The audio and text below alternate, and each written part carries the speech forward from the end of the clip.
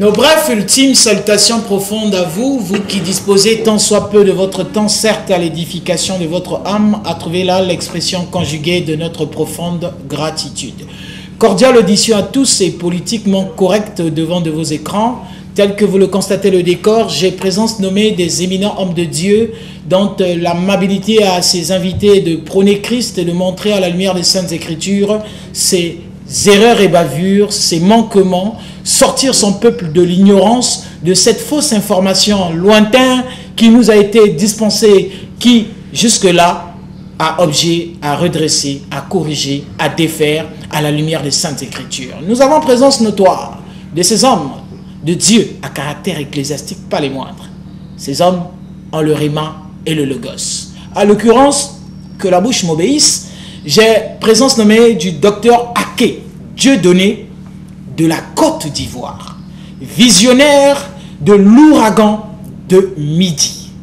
Et nous avons l'homme à la simplicité charismatique, un homme aussi qui a le Réma et le Logos, c'est le docteur King Fortuné, le visionnaire de l'étendard de Midi. À la présentation, c'est votre humble serviteur et bien-aimé dans le Seigneur, le frère Max Roll, exaucé au Cana, de la révélation du sacerdoce royal. Avant de verser nos regards dans les Saintes Écritures, m'habiliter à moi de réitérer cette intention que les numéros qui sont affichés au bas de vos écrans, vous avez, vous, téléspectateurs, j'ose dire, la possibilité de recharger en crédit, recharger en énergie, car vous allez intervenir de façon interactive avec nous sur le plateau, dans des suggestions, dans des questions en rapport avec le thème.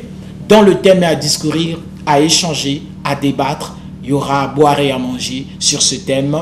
La Bible, un patrimoine de l'homme noir. Je réitère, la Bible, un patrimoine de l'homme noir. Avez-vous des questions? Avez-vous une bouche de compréhension là-dessus? Mais l'amabilité à ces hommes à caractère ecclésiastique, ils vont mettre leur pierre à l'édifice. Sans toutefois monopoliser la parole, nous allons maintenant entrer dans le vif de notre sujet. Question à moi à dire à mes invités. Bonsoir, Dr King. Bonsoir, monsieur le journaliste. Avez-vous une pensée du jour à communiquer en hors du thème ou en rapport avec du thème? Libre et à vous, face caméra, d'adresser quelques mots de salutation ou d'ébauche de présentation. Pour tous ceux celles qui vous connaissent, peut-être pas, vous étiez à l'extérieur du pays pendant un bout de temps. J'étais en train de lire vos publications et vos vidéos via les réseaux sociaux. De nouveau, dans notre ville, c'est pour combien de temps? Est-ce que vous êtes là pour une durée définie ou indéfinie? À vous de donner l'ébauche de préoccupation à nos télé. Merci, merci. Chers téléspectateurs, et merci aussi à ce grand présentateur qui est là comme un défenseur de la vérité, merci, qui fait éclater la vérité au grand jour.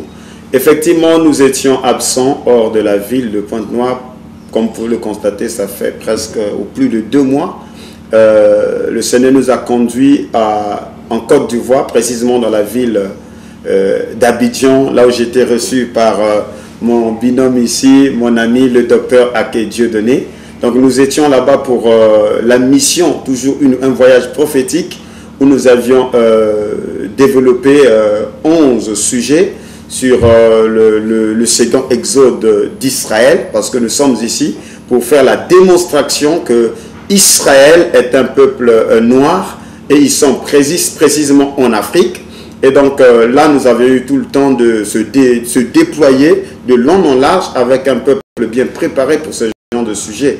Et nous avions fait 1 mois à Abidjan. Ensuite, moi et mon confrère ici, avec toute l'équipe qui l'accompagne, nous sommes descendus aussi, atterris au Cameroun. Nous avions eu un congrès pour le retour des Afro-descendants et le peuple issu du bassin du Congo qui s'est tenu dans la ville de Yaoundé. Et ensuite, à Douala, nous avions eu 2 jours de conférence autour de ce même thème où le Seigneur nous a grandement bénis et beaucoup d'âmes aussi ont été bénies. Et nous voici de retour. Nous étions à Pointe-Noire, à Brazzaville. Nous avions tenu des émissions là avec notre journaliste qui nous accompagne là-bas aussi, Alexis Bongo, que vous connaissez bien sûr. Et présentement, nous sommes depuis hier soir dans la ville de Pointe-Noire où j'exerce le sacerdoce. Donc nous sommes ici effectivement jusqu'au lundi Et donc nous aurons tout le temps de partager, de communier avec vous, mais autour de ce thème qui est palpitant, ce thème qui est en train de soulever de l'encre, qui est en train d'allumer, comme on le dit, le feu, que de savoir que Israël est un peuple noir et ils sont précisément dispersés en Afrique. Et nous croyons que même ici à Pointe-Noire, il y a des Israélites. C'est pour cette raison que nous avions reçu cette invitation pour que nous puissions partager ce moment de bénédiction autour de ce sujet avec la population de Pointe-Noire. Richissime serait à vous d'entendre ces pensées pieuses déversantes de la bouche autorisée de ces éminents hommes de Dieu, dont je repose la même question d'échauffement à ce révérend homme de Dieu qui est le docteur Aki, Dieudonné de la Côte d'Ivoire. Au-delà de ces préoccupations autour de ce grand thème, face caméra, quel est le message si fort, si poignant que vous pouvez adresser à tous celles qui nous suivent, à toute cette corporation du corps de Christ en général et dans le monde entier, car ces éditions sont véhiculées en national et en international via les réseaux sociaux. Vous avez la parole. Merci beaucoup. Ben, je voudrais d'abord vous apprécier pour l'éloquence dans le travail et cela vraiment m'impressionne et je suis très heureux d'être ici sur ce plateau et surtout accompagné de mon binôme ici qui a fait un mois plein avec moi à Abidjan. C'était vraiment intéressant et beaucoup de messages ont été prêchés. Quand il est venu, moi je me suis reposé simplement pour le regarder et il a travaillé pendant un mois. Et après cela, comme il a déjà fait, il vous a montré le circuit qu'on a pris, passant par Yaoundé, Douala et Brazzaville. Et voici maintenant que nous sommes ici depuis hier soir. Je voudrais d'abord saluer tous les bien-aimés dans la foi et les grands serviteurs de Dieu dans cette ville et dans tout ce pays, ce grand pays qu'est le Congo-Brazzaville, que j'aime bien, c'est pas ma première fois. J'y étais il y a 2 ans. Et là, nous avons fait une convention à Suéco où vraiment ça a créé vraiment beaucoup de choses parce que c'était un peu comme une découverte pour les gens d'apprendre que le Seigneur Jésus que nous adorons, il est noir. Et d'apprendre que le Dieu même créateur qui a fait les cieux de la terre, quand il se présente dans son corps humaniste, il est noir. Et donc, bon, vraiment... Après cela, je crois que ça a envoyé beaucoup d'interrogations. Ça a amené les gens à aller se mettre au travail. Et nous sommes encore là cet après-midi pour revenir sur le même thème pratiquement, mais en accent ça sur le côté Bible, parce que simplement nos parents africains ont tendance à dire, quand on leur apporte cet évangile venant de la Bible, ils ont tendance à dire, mais non, allez là avec vos histoires des Blancs, là. C'est la religion occidentale, c'est une religion des Blancs. Alors que nous réalisons aujourd'hui que la Bible n'est même pas un document occidental, c'est plutôt un patrimoine de l'homme noir. Et c'est ce que nous voulons démontrer ce soir. Et nous demandons à tous les auditeurs de pouvoir prêter oreille. Et si vraiment ils le peuvent, qu'ils appellent et qu'ils posent leurs questions. Et nous allons vraiment échanger pendant ce temps. Donc je salue tous les grands hommes de Dieu de ce pays qu'est le Grand Congo-Brazzaville. À entendre les propos édictés et émis par la pensée pieuse de ses serviteurs qui sont là pour 2 jours. La connaissance sera déversée certainement de façon brève sur ce plateau via cette tranche, autrement dit le canal de l'autruchement du biais de ce plateau de TPT+. Non, pour ne pas monopoliser la parole, nous allons maintenant rentrer dans le vif de notre sujet. Nous avons cette rubrique à laquelle, qui n'est pas dissimulée, dont mes invités ont la possibilité de choisir. Est-ce que nous pouvons entrer maintenant dans le vif de notre sujet? Mais la première question d'échauffement qui sera attribuée, je ne sais pas qui va introduire. Le docteur ou... Je pense qu'il est très chaud, il est très outillé pour créer effectivement ce... Ok. Nous allons poser la question étendard de midi, et autrement dit l'ouragan de midi. Qu'est-ce que cela... Ça dit, comment je peux formuler la question? C'est quoi au juste plateforme? C'est quoi au juste une église? Une congrégation? Une corporation? Voilà un peu l'objet de la question. D'accord. L'ouragan du midi, qu'est-ce que c'est? L'ouragan du midi, c'est Job 37, le verset 9. qui dit que l'ouragan vient du midi et le froid des vents du nord. L'ouragan vient du midi. L'ouragan, c'est un vent chaud. C'est un vent chaud qui vient du midi. Le midi, c'est l'Afrique. Le midi, c'est l'Afrique. Et l'ouragan, c'est le vent que le Seigneur a prévu qui va se déclencher au temps de l'année avant que l'évangile ne retourne, n'est-ce pas? Comme on a l'habitude de le dire, que l'évangile doit retourner aux Juifs en Israël. Bon, avant que cet évangile retourne en Israël pour les Juifs, ce vent-là, ce vent doit souffler. C'est un vent violent qui va déraciner tout ce qui est faux, tout ce qui n'est pas vrai, tout ce qui a été mal placé dans la parole pour repositionner les choses. Donc en bref, c'est ça l'ouragan du midi, et j'ai bien voulu incarner cela pour montrer la fougue avec laquelle cette vérité est en train de s'élever pour embraser, n'est-ce pas, le pays jusqu'à l'international.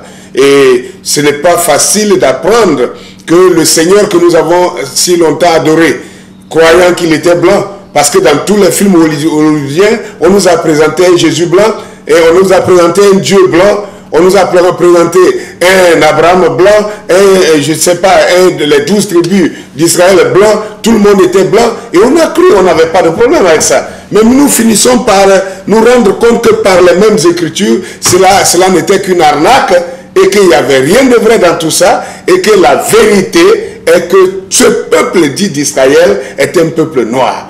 Et donc, par conséquent, le document que nous détenons comme la Bible est un patrimoine des hommes noirs. Donc, voilà pourquoi je voudrais commencer cela en démontrant déjà que si nous prenons Moïse, la naissance de Moïse en Égypte, vous savez bien que la Bible dit que lorsque Moïse naissait en Égypte, il y a un pharaon qui était déjà sur le trône et qui craignait la démographie des enfants hébreux en Égypte. Et qui disait, qui a dit que non, il ne faudrait pas qu'on les laisse se reproduire, de peur que nombreux, ils s'associent à nos ennemis pour nous chasser. Et donc il a demandé aux sages femmes de mettre à mort tous les enfants hébreux qui naîtraient, n'est-ce pas, en Égypte. C'est à cette période que Moïse est né. Maintenant, aujourd'hui, nous savons avec exactitude que l'Égypte antique Pharaon, c'était un peuple des Noirs. Ça, c'est démontré. Tous les scientifiques sont maintenant d'accord avec ça. Tous les historiens sont tombés d'accord avec ça. Que l'Égypte, au temps des pharaons, c'était un peuple noir, il n'était pas des blancs. Et si c'est le cas, alors maintenant, commençons à réfléchir un peu. Si le peuple égyptien pharaonique était noir, voilà un Moïse qui naît, un petit garçon, et vous connaissez son histoire, je ne vais pas tout. Si. Vous savez déjà qu'il a été pêché dans le fleuve d'Égypte par la fille de Pharaon. Yes. Et celle-ci va envoyer cet enfant auprès de son père et va présenter cet enfant comme son enfant. Et le père, qui est Pharaon, va accepter cet enfant, va accepter de l'élever dans sa propre maison avec son propre fils, les mettre en compétition jusqu'à ce qu'il réalise même que Moïse était plus vigoureux, au point où il voulait maintenant donner le trône à Moïse. Maintenant, si les Hébreux étaient blancs, dès que la fille a amené le petit garçon, l'enfant, à la maison, le bébé était déjà, serait blanc, et Pharaon saurait que l'enfant blanc là ne provient que des Hébreux dont il a déjà donné l'ordre d'éliminer tous les garçons. Donc il y a un mystère ici qu'il faut déceler. C'est que Moïse ne pouvait être que de la peau noire pour pouvoir se camoufler dans la maison même de celui qui cherchait à détruire les enfants hébreux. Ça, c'est un point. Deuxième point, vous allez voir que le même Moïse, quand il devient grand, et qu'il va tuer l'Égyptien en voulant défendre, n'est-ce pas, un hébreu. Et quand cela va devenir préjudiciable pour lui, et que l'Égypte va vouloir le saisir et le juger, Moïse a dû fuir dans le désert. Il s'est retrouvé à Madian, chez Jéthro. Et la Bible dit que quand il arrivait chez Jéthro, quelque chose s'est passé là-bas. Quand il arrive là-bas, voyez qu'il tombe sur le puits. Il trouve les enfants, les 7 filles de Jéthro, qui étaient en train de puiser de l'eau et pour abreuver leur brebis. Et alors, qu'est-ce qui va se passer? Les Madianites sont venus les bergers madianites sont venus pour faire la tricherie.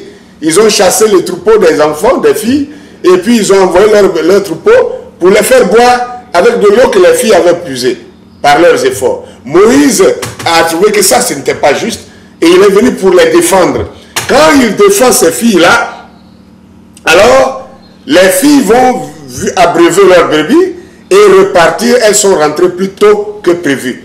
Et la Bible dit, quand elles arrivent à la maison, leur père leur demande, mais comment est-ce que vous rentrez si tôt aujourd'hui? Ce n'est pas dans vos habitudes. Et elles répondent, un Égyptien nous a secourus. Un Égyptien nous a secourus. Si les Hébreux étaient blancs, alors que les Égyptiens sont noirs, voyez-vous la différence? Yes. La différence serait tellement nette que les filles de Jéthro ne confondraient pas Moïse à un Hébreu. C'est comme moi qui suis ici. Je viens de l'Afrique de l'Ouest.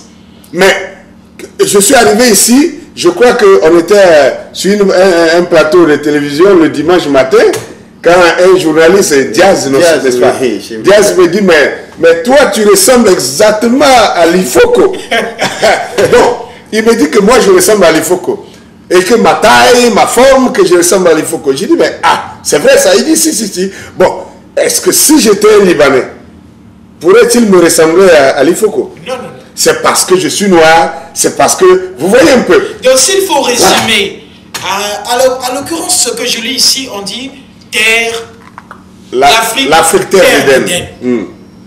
Et ça, n'est-ce pas un scandale, une vérité? Où d'aucuns diraient stupéfaction, des choses étonnantes. Qu'est-ce que pouvait dire Afrique, terre d'Éden? Le jardin d'Éden, c'est en Afrique? Le jardin d'Éden, c'est bel et bien en Afrique. Le jardin d'Éden a été en Afrique et reste toujours en Afrique. On a des textes bibliques qui peuvent confirmer ces choses. Dr King, oui. Aussi longtemps que l'homme de Dieu en a échangé, j'aimerais aussi entendre votre pensée pieuse déversante en rapport avec ce thème. Quelle est votre pensée du jour en rapport avec le thème? Face caméra, vous avez la parole. Oui, et moi je pense que si nous sommes ici à deux, c'est parce que nous partageons la même vision et nous sommes ici pour défendre cette thèse que effectivement la Bible est un patrimoine de l'homme noir. Pourquoi? Il vient de faire une démonstration que effectivement le peuple d'Israël, le peuple hébreu de la Bible n'est pas un peuple blanc, mais ils sont bien sûr noirs. Pourquoi? Parce que ici... Et je vais vous interrompre. Nous avons tourné le débat ici avec Malonga Mambala et vous. Vous avez dit que les personnages de la Bible ont été blanchis. Donc Matthieu, Luc et ainsi de suite sont des Africains. Ils sont... être noir et être africain, ça fait deux choses différentes. Faites-nous un peu cette différence. Je te montre que au niveau de la peau, il n'y a pas de différence entre les Africains, c'est-à-dire les Kamites et les Sémites, parce que Israël est issu de Sem. Par contre, les Égyptiens, les Éthiopiens, les Soudanais, les Sabéens, ils sont d'origine Kamite. Bon, qu'est-ce qui se passe? Il y a une promesse de la Bible qui géolocalise, je précise bien, géolocalise un reveil et géolocalise les adorateurs de Yahvé, géolocalise le peuple dispersé de l'Éternel. Cette promesse se trouve dans Sophonie, chapitre 3, les versets 9 à 10. Il est écrit, « Alors, je donnerai au peuple des lèvres pures. » Il dit au peuple. Ça veut dire que le peuple de Dieu deviendra des peuples, afin qu'ils invoquent tous le nom de l'Éternel pour le servir d'un commun accord. Où ça se passe? D'au-delà des fleuves de l'Éthiopie, mes adorateurs, mes dispersés m'apporteront des offrandes. Donc ici, selon la prophétie de Sophonie, qui d'ailleurs, selon la généalogie, Sophonie est un prophète d'origine éthiopienne parce qu'il est fils de Cushi. Parce que Cush, c'est l'Éthiopie. Donc, Sophonie est en train d'adresser une prophétie liée à une zone géographique dont il maîtrisait bien. Et cette zone géographique, il s'agit bien sûr d'au-delà des fleuves de l'Éthiopie. Qui est au-delà des fleuves de l'Éthiopie? Il y a les adorateurs de l'Éternel, il y a les dispersés de l'Éternel. Or, dans ce cadre-ci, c'est que si ces gens-là se retrouvent au-delà des fleuves de l'Éthiopie, c'est que s'ils sont appelés de dispersés, c'est qu'ils ont été au préalable quelque part, ils ont été chassés de là, et ils se retrouvent au-delà des fleuves de l'Éthiopie. Donc au-delà des fleuves de l'Éthiopie, ils ne sont pas littéralement chez eux, mais ils sont dans la diaspora ou la dispersion. Mais la prophétie, la promesse, les rattrape dans cette zone géographique d'au-delà des fleuves de l'Éthiopie.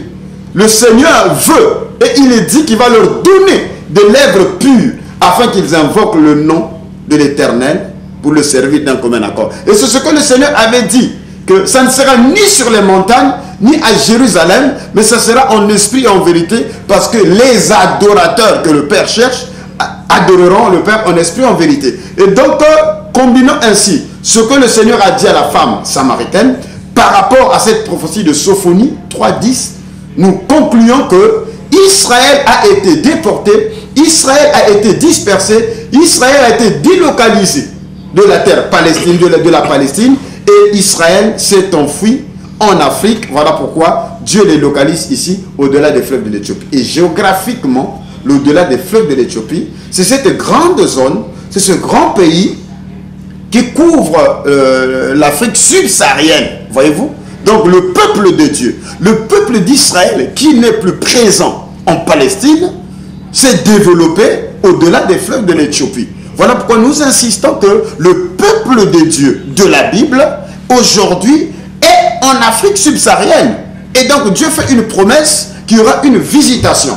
Puisque l'Éthiopie ancienne couvrait toute cette zone, et précisément là où nous sommes, je réitère encore, comme le livre le dit, l'Afrique, la terre d'Éden, et déjà dans Genèse 2, il est dit que le second fleuve est appelé le fleuve Guillon, c'est le fleuve qui entoure le pays de Couche, c'est-à-dire l'Éthiopie. Donc, Guillon, l'un des fleuves majestueux, est le fleuve qui entoure l'Afrique.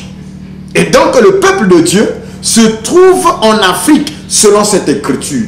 Et nous allons continuer pour démontrer les indices anthropologiques, des signes prophétiques qui montrent que, tel que nous sommes là, tel que vous êtes là, vous êtes bel et bien le peuple d'Israël dispersé au-delà des fleuves de l'Éthiopie. Donc, à entendre ce qui sort sur ce plateau, la Bible est-elle un patrimoine véritable de l'homme noir? Oui, effectivement, puisque le peuple de la Bible se trouve au-delà des fleuves de l'Éthiopie. À Pointe-Noire ici, il y a des Israélites, et d'ailleurs, je le confirme que le royaume Luango, tel que j'ai le document ici, histoire de Luango, Kakongo, histoire de Luango, Kakongo et autres royaumes d'Afrique, il est attesté, fait, écrit en 1776 par l'abbé Proyat. Il y a des choses, des indices montrant que vous êtes les Hébreux de la Bible, vous êtes les Israélites de la Bible qui sont garés au-delà des fleuves de l'Éthiopie. Mais Dieu ne vous a pas oublié, il est promis qu'il va vous visiter, que lui-même va vous donner des lèvres pures, parce qu'il dit que vous êtes ces dispersés, vous êtes ses adorateurs.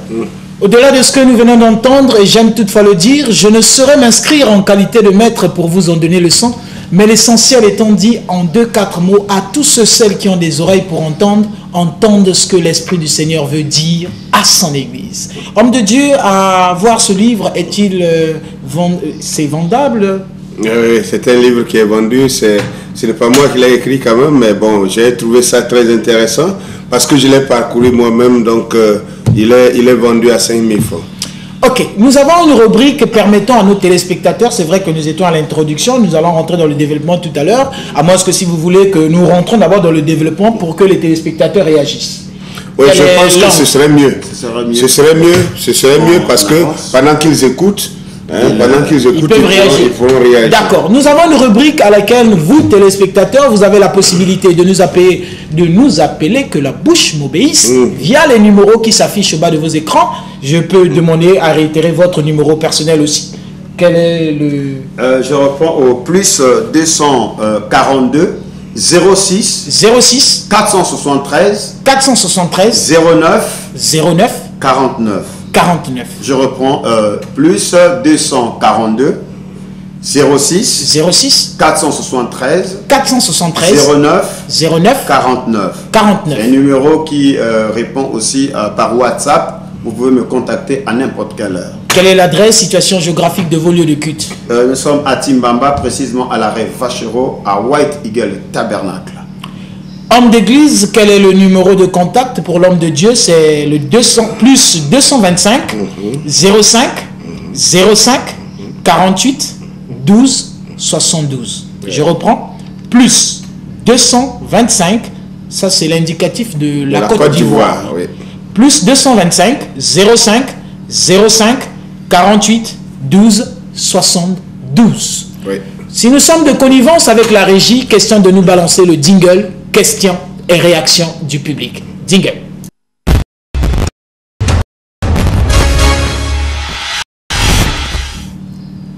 Via cette rubrique, téléspectateurs, vous pouvez nous appeler par les numéros qui s'affichent au bas de vos écrans en rapport avec le thème.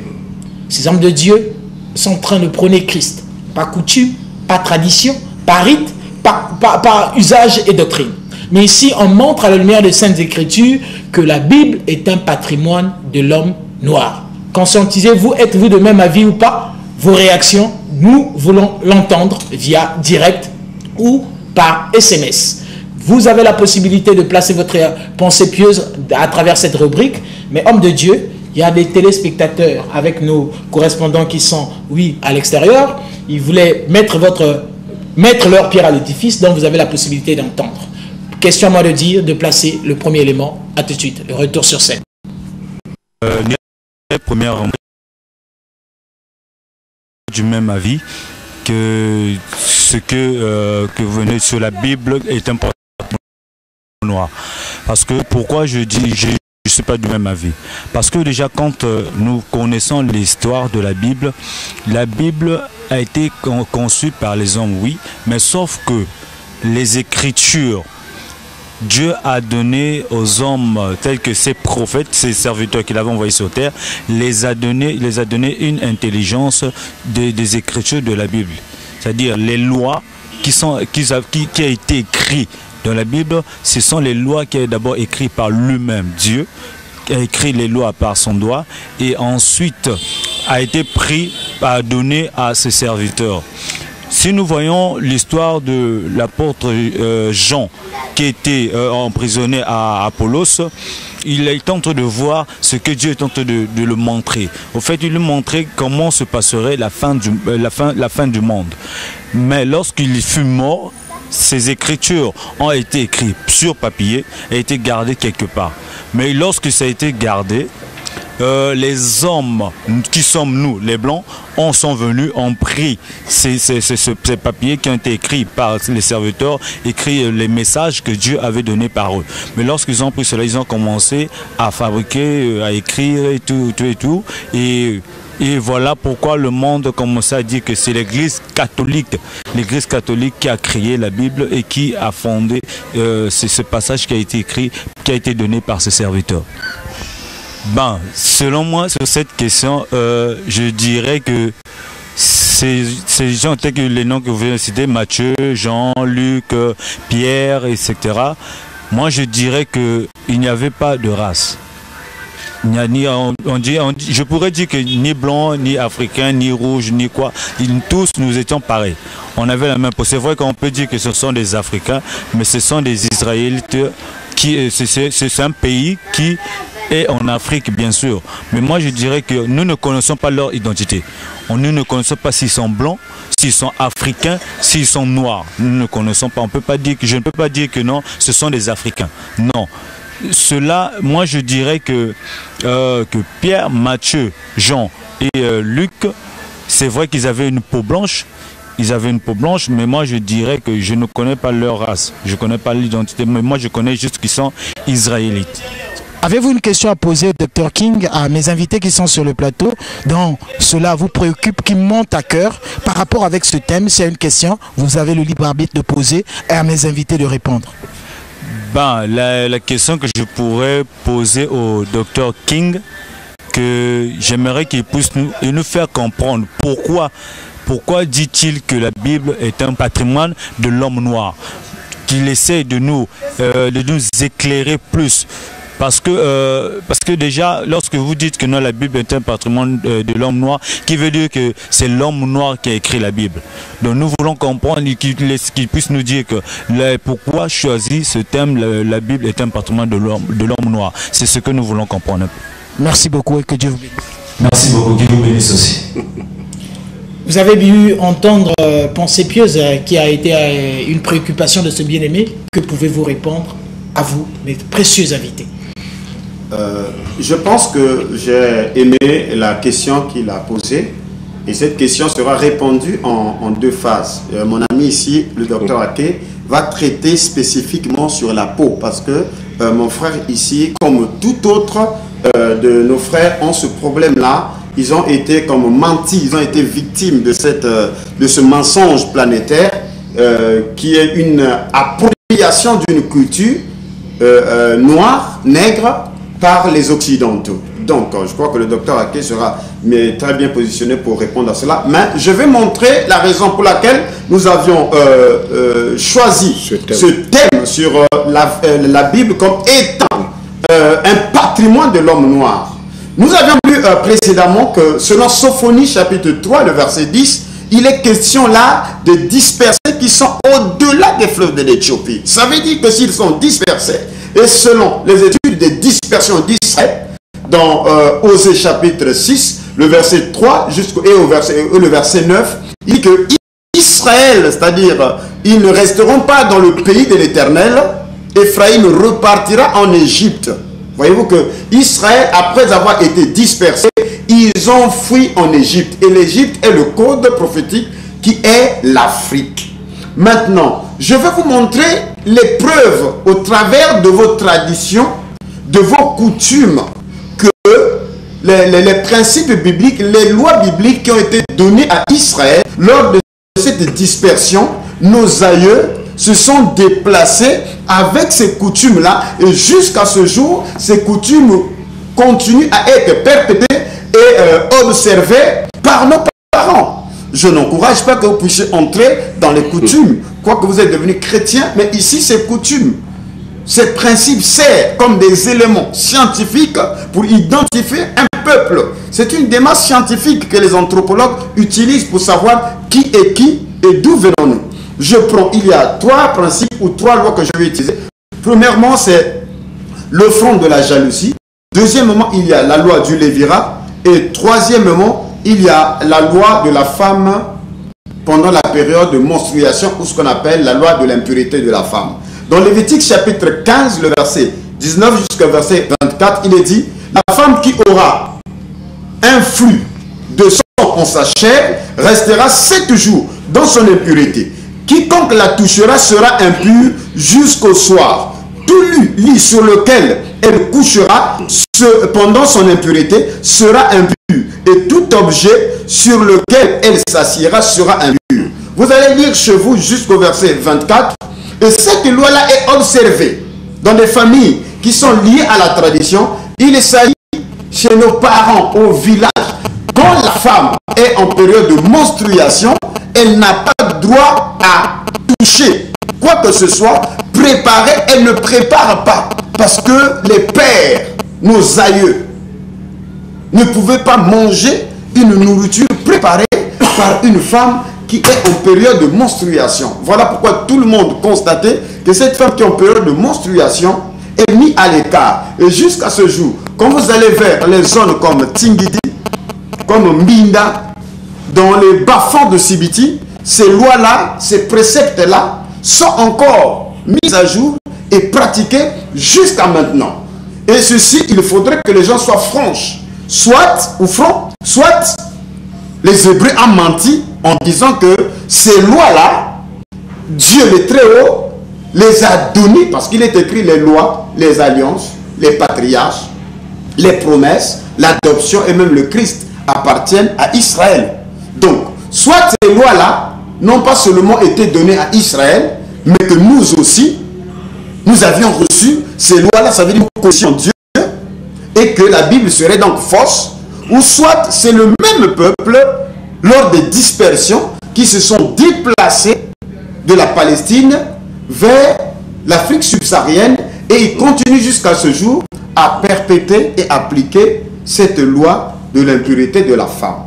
Donc, pour ceux-là qui connaissent, ne fût-ce que les préceptes, les lois, les traditions, ils savent bien que pendant la période de la menstruation, une femme n'a pas le droit de préparer, n'a pas le droit de toucher. Nous sommes en ici, mais vous constaterez que lorsque la femme accouche, ça aussi c'est une loi de la femme qui accouche, qui devait être dans l'isolement, elle ne pouvait pas toucher quoi que ce soit pour préparer. En Kikongo, on appelle ça comme Musumvi. Elle prépare pas. Voilà pourquoi il y a souvent la belle-mère qui est commandée pour venir aider sa fille qui vient d'accoucher. Ce n'est pas pour aider, c'est à cause de cette loi-là, qui est une loi hébraïque, qui est une loi biblique, qui continue à être perpétuée jusqu'à ce soir maintenant. Il y a la loi du Lévira, dans Deutéronome chapitre 25, le verset 5. La Bible dit, lorsque des frères demeureront ensemble, et que l'un d'eux mourra sans laisser de fils, la femme du défunt ne se mariera point au-delà avec un étranger, mais son beau-frère ira vers elle, la prendra pour femme et l'épousera comme beau-frère. Voyez-vous que ces traditions-là, dans les bas-fonds, là où la civilisation occidentale n'a pas encore totalement fait son effet, le Lévira est encore pratiqué. Donc voilà pourquoi je suis en train de dire, aujourd'hui nous appelons ces choses coutumes, mais ici je lis la Bible, ce sont les recommandations du Dieu Tout-Puissant données à travers Moïse au peuple d'Israël. Et ça a été donné effectivement aux Hébreux. Vous ne les trouverez jamais en Europe, ni nulle part ailleurs. Ce sont des lois liées qu'au peuple d'Israël. Et comme le peuple d'Israël a été chassé de la Palestine il y a 2700 ans de cela, il se retrouve en Afrique, en Égypte, au-delà des fleuves de l'Éthiopie, mais il continue à garder les commandements, les rituels et la loi de Moïse dans leurs coutumes. Troisièmement, il y a l'offrande de la jalousie dans Nombre chapitre 5, le verset 17 jusqu'au verset 22, je ne vais pas lire tous les versets. La Bible parle ici d'un homme qui soupçonnait sa femme en cas d'adultère, mais qui n'avait pas d'elle. Qu'est-ce que cet homme-là faisait? Il prenait sa femme, il l'amenait chez le sacrificateur. Et le sacrificateur prenait les fleurs de farine, c'est-à-dire une offrande, le céréales, et il mélangeait avec l'eau pure et prenait le sable, la terre, sortant du temple. Et il faisait des ablutions et le sacrificateur devait assermenter cette femme pour être rassuré si la femme ne ment pas. Et si la femme ment, parce que le liquide que la femme devait boire, c'est le liquide du jugement. Donc il était annoncé ici, si la femme est innocente, elle boira, et si elle est innocente, rien ne l'arrivera. Mais si elle est coupable et qu'elle a caché ce péché, la Bible dit que son ventre va se ballonner ou se gonfler et son pied va se dessécher. Or, ici, vous savez, même ici, tout à l'heure, hier, je crois nous parlions avec le conservateur du musée, il nous a dit qu'on a lu cette écriture, il dit, mais le roi Luango faisait cela pour quelqu'un qui connaissait quelque chose. Donc, c'était comme un détecteur de mensonges, comme un jugement. Si vous allez, pour les pratiquants de Nobi, vous allez à Sibiti, au fond des villages, même à Brazzaville, je crois, il y avait un prêtre, je ne sais pas comment, qui faisait boire ce liquide-là. Donc, c'est pour vous montrer que tous les indices, les traditions, les lois bibliques se retrouvent en Afrique subsaharienne sous forme de traditions aujourd'hui, parce que nous sommes à 2000 ans après Jésus-Christ, le sang étant versé, et qu'il est écrit que le Seigneur était venu pour non pas abolir la loi, mais pour venir l'accomplir. Alors, voyez-vous que Israël étant dispersé, Israël étant déculturé, Israël abandonnant le Seigneur, s'est mêlé aux nations, comme cela est écrit dans Osée chapitre 9, le verset, je crois, 6, que Ephraïm se mêle aux nations. Donc, mais dans cette déculturation, ces indices traditionnels sont restés.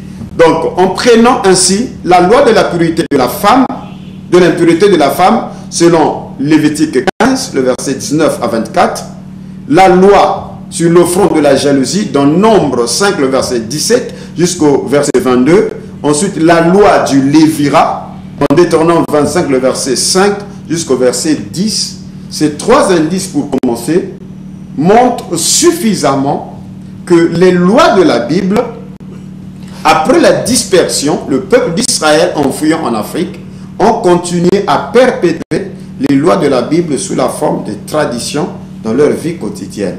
D'où nous arrivons à la conclusion, effectivement, ces lois-là ont été données qu'à Israël. Et si un peuple applique ces lois-là, ça veut dire que c'est le peuple de la Bible. D'où la Bible est un patrimoine de l'homme noir. La régie me fait savoir qu'il ne reste que 10 minutes. Nous allons progresser. Docteur, à qui vous allez avoir possibilité à répondre. Et nous allons poursuivre pour entendre cette pensée pieuse de notre encore interlocuteur suivant cet élément. Mais moi, je ne viens pas pour développer la question.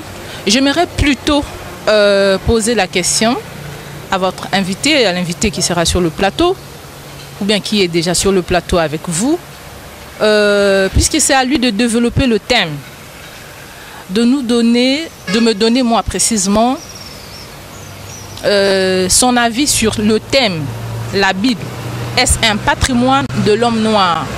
Et qui nous donne les bases du fondement de ses arguments, si réellement la Bible est un patrimoine de l'homme noir. Je ne donne pas mon avis. Je donne pas mon avis. Je vais attendre à l'invité de développer ce thème. Et je suis Félie Romaric. Merci. Vous, téléspectateurs, l'abstant nous est accordé, mais vous avez aussi la possibilité de réagir via appel. Les numéros sont affichés au bas de vos petits écrans. Vous pouvez réagir en appelant maintenant ou en envoyant vos SMS. Nous ferons d'efforts à le lire. Vous avez la parole dans les 10 minutes qui nous restent. Peut-être mes questions n'ont pas pu toucher le leitmotiv à laquelle vous vous attendez, que je vous pose comme question. Vous êtes dit que nous allons commencer par là, arriver ici et chuter par là, mais dans les 10 minutes que la régie me fait savoir qu'il nous reste, quel est le message si fort, si poignant, au-delà de mes questions, que vous pouvez adresser face caméra via nos téléspectateurs qui vous suivent en ce moment. Téléspectateurs, c'est le temps, vous pouvez appeler, ces hommes de Dieu auront l'amabilité de répondre à toutes vos préoccupations, suggestions, demandes de conseils, peut-être même prières. Ils sont là, hommes à caractère ecclésiastique, hommes de Dieu, vous avez la parole. Merci beaucoup. Vraiment, le temps passe vite. On est en train de chuter déjà, l'heure de temps est en train de finir. Je voudrais aller plus vite pour ceux qui veulent vraiment comprendre. Nous avons un appel. Ah, d'accord. Allô, bonjour téléspectateurs, où vous nous appelez et de qui nous avons l'honneur?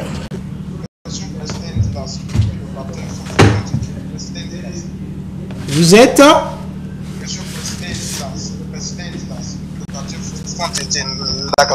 Oui, la question est?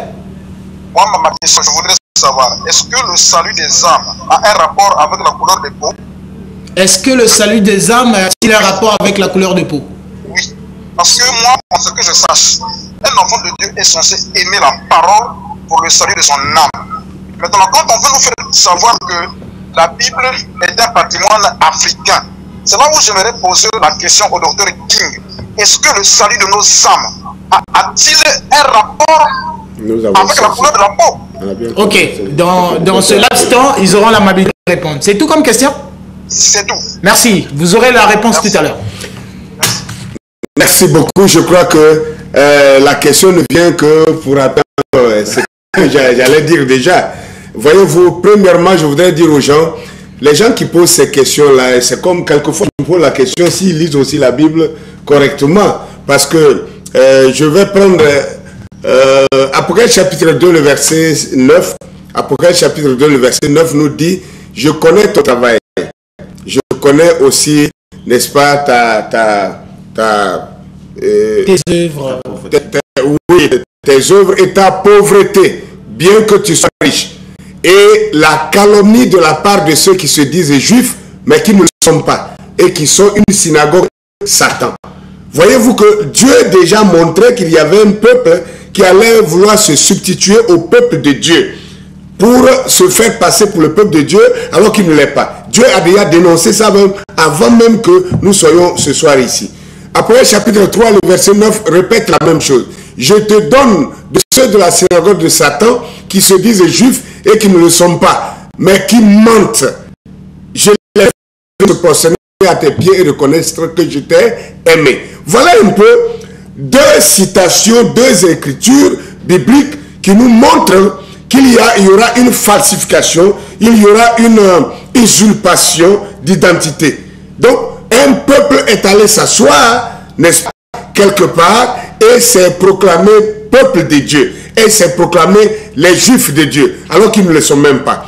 Et ici, quelqu'un me pose la question, est-ce que ça a quelque chose à voir avec notre salut? Mais bien sûr que dans Jean 4, le verset 23, je crois, que le Seigneur Jésus dira à cette femme samaritaine-là que le salut vient des Juifs.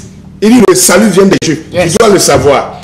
Si le salut vient des Juifs, alors quiconque va vouloir se proclamer Juif s'il ne l'est pas, risque de vous tromper parce que les Juifs, ils ont les patriarches, ils ont les lois, ils ont les promesses. L'alliance et l'adoption. L'alliance et l'adoption, la Bible dit que c'est les Juifs qui ont tout ça. Je pense que le bien-aimé a compris, l'ébauche de compréhension a été faite. Nous avons une question ici, même s'il ne s'est pas présenté. Bonjour, j'ai une question. Si les Israélites de la Bible étaient noirs, pourquoi aujourd'hui ils sont blancs? Pourquoi aujourd'hui ils sont blancs? Voilà un peu l'objet. Bon, toujours la question, pas toujours dans la même direction. Vous pouvez appeler, vous pouvez écrire via SMS. Nous allons faire de liens comme de rapports à transmettre à ses amis. Pendant que j'y vais, je voudrais rappeler aux gens que ici sur le plateau, on a peu de temps, on a très peu de temps pour exploiter cela. Je voudrais leur dire que s'ils veulent suivre ces choses-là, on appelle. Voilà. Allô, à qui nous avons l'honneur et vous nous appelez d'où, s'il vous plaît? Oui, je vous appelle de Fuchs, c'est M. Freddy. Monsieur Freddy, oui. Quelle est votre préoccupation? Oui, j'ai une question à poser. Nous vous écoutons. Allô? Nous vous écoutons. Allez-y. Oui, d'où sort l'homme blanc? L'homme blanc sort. D'où sort l'homme blanc? Et la deuxième question. Allô? Nous vous écoutons. Allez-y.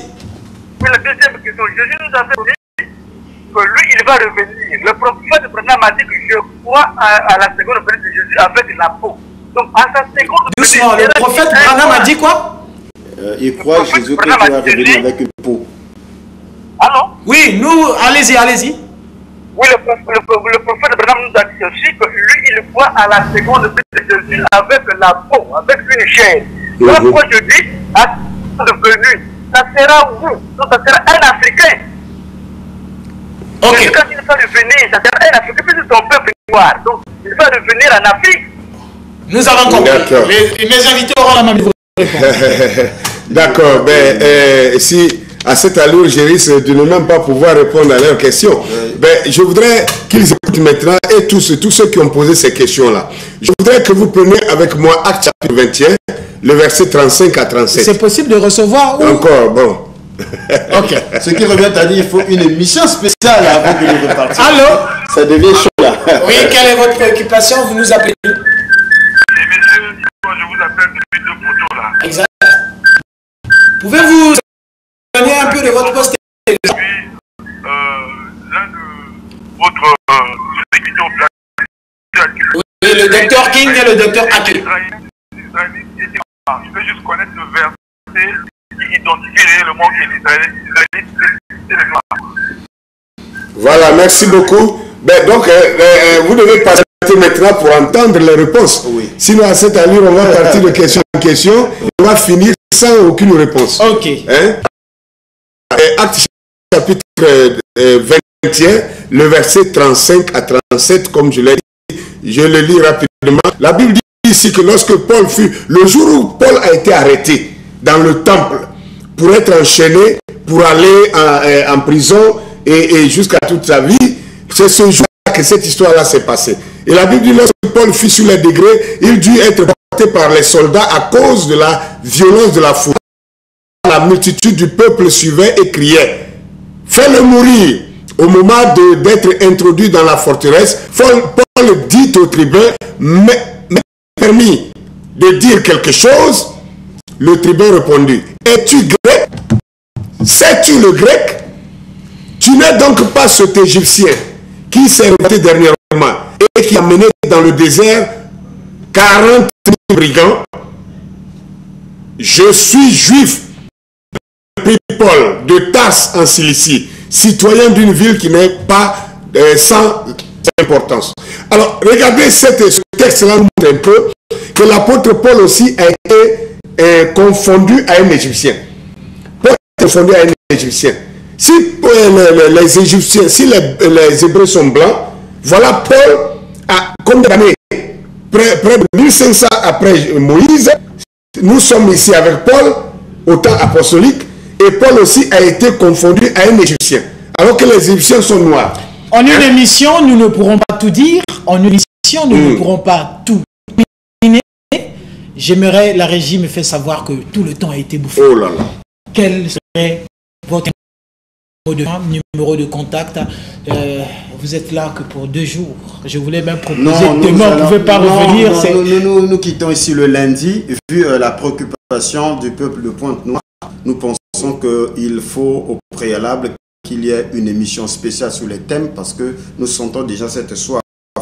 Docteur Ake a beaucoup de questions à répondre. Il a beaucoup d'études qu'il va développer parce que la question après avoir écouté les dispersions, ils veulent avoir des précisions dans la Bible, qu'on leur donne avec exactitude les versets. Je crois que c'est à vous, c'est à la TPT de proposer quel jour, à quelle heure, avec précision pour que nous nous retrouvions ici pour faire ce numéro.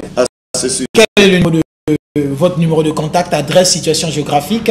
Et je vais aussi poser la même question. Je reprends au 06 473 09 49. Et doucement, 06 473 09 49. L'église est à Timbamba, précisément à l'arrêt Vachereau, à côté, la ruelle en face du grand portail de l'école primaire. Ces enseignements, vous les retrouvez sur YouTube dans la chaîne Tabernacle Fraternel. Il y a aussi l'Ouragan du Midi sur YouTube et Étendard du Midi sur YouTube. Vous trouverez les plus amples détails de tous les travaux que nous avons déjà fait.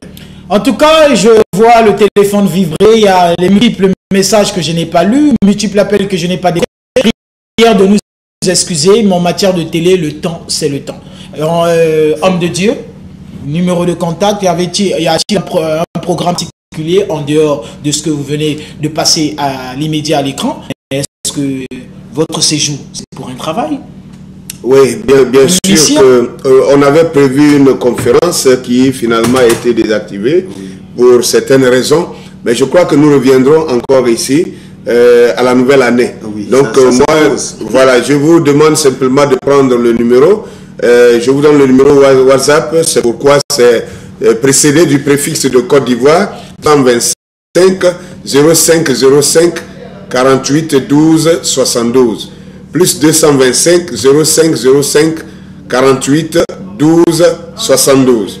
Je suis désolé, vous avez posé plus de questions et il n'y a pas assez de temps pour répondre à vos questions. Je crois qu'on doit revenir ici. Il faut qu'il donne un rendez-vous pour que les gens soient sûrs, c'est à telle heure, tel jour. Parce qu'on n'a même pas introduit. Donc, soyez toutefois branchés, scotchés sur ce canal de TPT+, pour une suite favorable au second numéro de cette émission dont le thème est la Bible, un patrimoine de l'homme noir. À la présentation était votre humble serviteur et bien-aimé dans le Seigneur, le frère Max Roll, exaucé au Canada de la révélation de sacerdoce royal. J'aimerais simplement remercier la direction de TPT+, que la bouche m'obéisse, de la régie d'antenne au service de production, de service de réception au service commercial et fortuitement mes gratitudes anticipées au service de rédaction.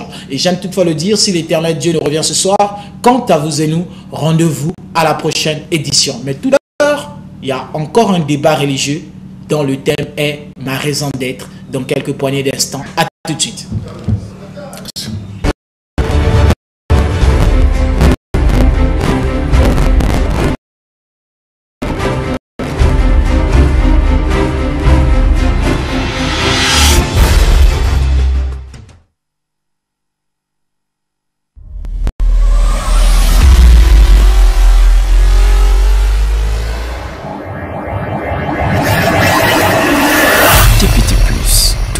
Télévision Plus.